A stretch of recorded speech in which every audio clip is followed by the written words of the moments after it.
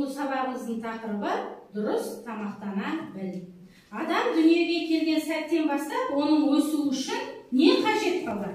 Не қажет, Нұрмұхаммад? Тамақ қажет. Тамақ қажет, дұрыс. Денсаулық үшін. Не үшін біз тамақтанамыз? Денсаулық үшін тағы да. Не үшін адам өмір сүру үшін, өсу үшін, дұрыс, тамаша. Олай болса, балалар, бізге қазақтың қандай ұлттық тағамдары бар? Қандай? Қымыз, дұрыс, Нұрдәулет. Құрт дейді. Тамаша. Қаймақ. Айран, дұрыс, Дәурен. Май. Көже. Құрт айтып жақсы, тағы. Қатық, тағы. Қымыз. Сүт, жақсы. Яғни біздің қазақтың ұлттық тағамдарын біледі екенбіз, балалар. Ендеше балалар, тақтаға назар аударайық. Тағамдарды ажырата білуді үйрету үшін, ақыл ойымыздың дамуы үшін. Ал енді тамақтану біздің денсаулығымыздың мықты болуы үшін, жетілуі үшін, дамуы үшін әсер ететіндей тамақ құрамында не бар? Иә, тамақ құрамында майлар, ақуыздар, көмірсулар, дәрумендер бар екен. Ал бұл заттардың әрқайсысының пайдасын білесіңдер ме? Ақуыздар болса, біз тез өседі екенбіз. Май болса, біздің ағзамызда күш болады. Көмірсу көп болса, біз шыдамды боламыз. Минералдар, тұздар, дәрумендер ағзамызды дамытады екен. Ал бұлар қай тағамдардың құрамында көп болатынын білесіңдер ме? Балалар, барлық заттың құрамында да майлар, көмірсу, ақуыздар, дәрумендер кездеседі. Бірақ қай тағамның құрамында көптеп кездесетінін көрейік. Ал балалар, мен сендерге қазір топтық жұмыс берем. Бірінші топ, сендер пайдалы тағамдардан кластер ұрасыңдар. Екінші топ, пайдалы және пайдасыз тағамдарды т кестесі бойынша ажыратасыңдар. Үшінші топ, тамақ деген сөзге 5 жолды өлең. Төртінші топ, сендерге тамақтану ережесін жазыңдар. Ал ұйымдастырған түрде.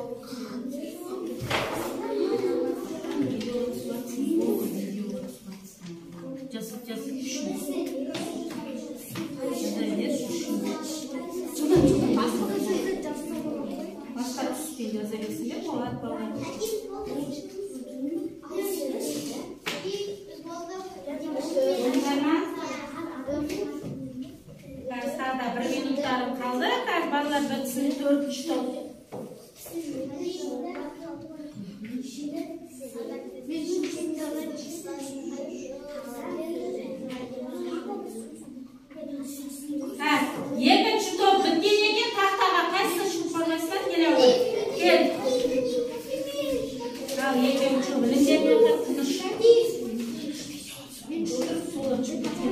Қалғандар екі топты қараңдар.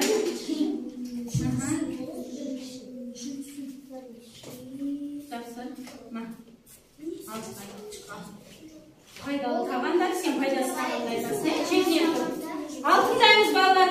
Әйгерім, алтындаймыз. Пайдалы тағандар жүзім, айран, мана, алма, Дұрыс пе екен балалар? Дұрыс екен. Ал пайдасыз тағандарды. Мына чекке тұрып айта ғой. Үшінші топ. шоколад, чипсы, гамбургер, кока-кола, бутерброд, Шұжық деп. Бұл пайдасыз тағандар. Қан балалар бағалап беріңізші. Қан. Жақсы отыр. Жақсы. Келесі топ келе қойыңдар. Келіп бағым. Әйгерім отырамын.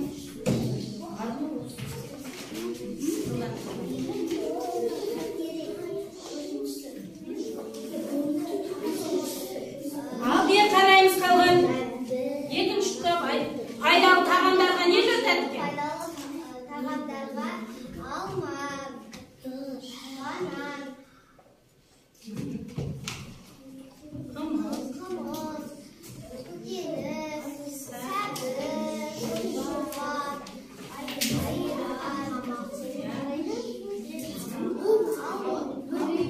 Қатты айтамыздар. Банан, ананас дейді. Жақсы. Апельсин дейді. Ал балалар, дұрыс па екен пайдалы тағамдар? Кәні қол соғып қойыңызшы кәні. Отырамыз, тамаша. Жарайсыңдар. Так, келесі топ, қай топ дайын? Жақсы. Келесі топ.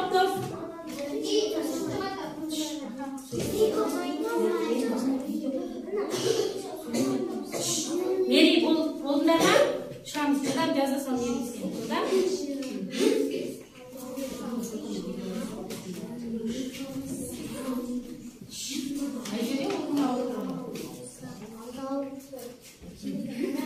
Жылдам.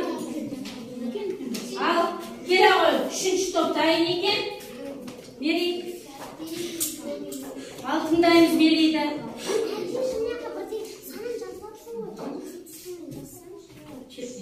Так, бұл топқа 5 жолды өлең, тамақ деген сөзге. Ал, затесін. тамақ, екіншісі снесі, дәмді, тәтті, үшіншісі Етісі, не істейді? жейді, пісіреді, ішеді. Дұрыс. Төртіншісі төрт жолды 4 сөзден тұратын. сөзден дәмді тамақ жеді. Бесіншісі Синоним сөзі. ауқат. Дұрыс па екен балалар? Яғни қосып қойшы. Жарайсыңдар, тамаша отыра ғой.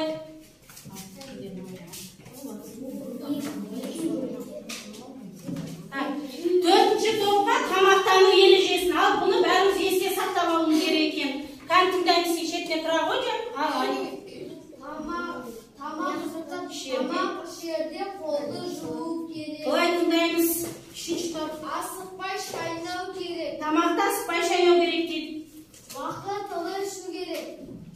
Дұрыс. Ас мөлшерін сақтау керек. Уақытылы тамақты ішу керек дейді. Және де ас мөлшерін сақтау керек. Қан бағалап қояйық. Жарайсыңдар, тамақты. Ал балалар, бәріміз бері қараймыз. Ендеше балалар, мен